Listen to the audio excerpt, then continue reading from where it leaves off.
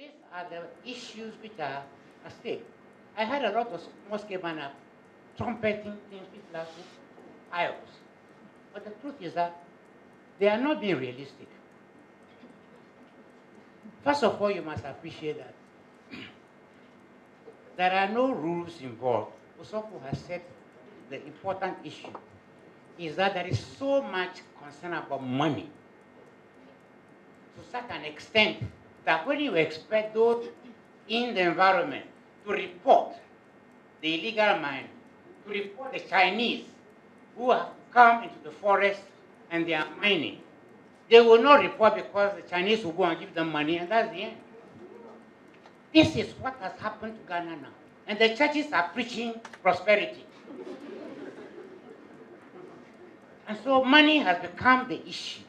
And government does not seem to have any control over this issue because you expect information to come.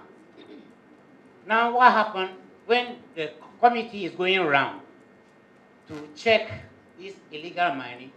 People are taking telephone, informing those in the field that, oh, the committee is coming, they are here. And so they move and they hide until they come and they go. So, my dear, the issues that you are raising, they seem powerful, but at the moment, it is just not workable. We will need to do much more work. I've observed that in Mali, they use metal detector. They are not washing their gold in water bodies. They are not washing their gold in water bodies. The person who takes the champagne that the Chinese come and they put it on the water, they actually scoop the water bed and then wash the mercury right in the water. We have been there, we've seen it. It's not a question of stories. Nobody can drink that water. All rivers flow into the sea.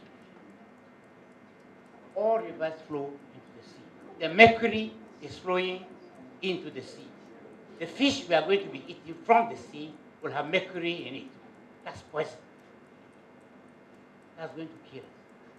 So I'm afraid this issue requires much more work than people are making noise of. And I can't see anybody trying to convince me that leave the ban, leave the ban.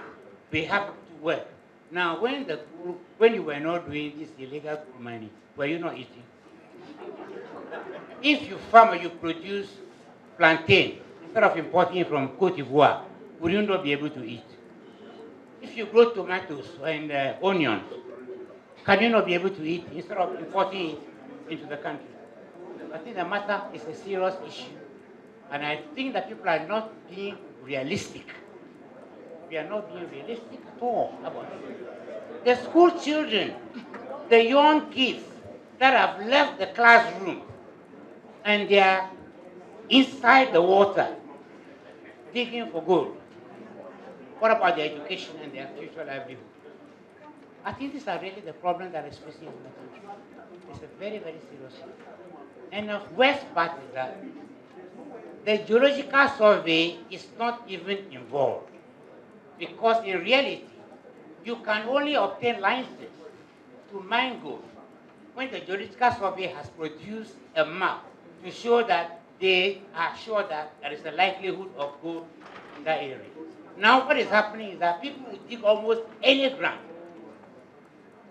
Any ground, they'll dig it with the view that they'll find gold, including the cocoa farms.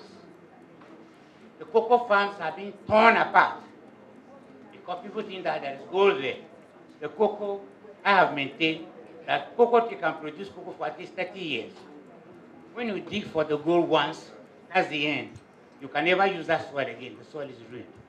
So I'm afraid this is not an issue that we have been doing as if it's a child's joke. It's not a joke. Very serious matter. Thank you.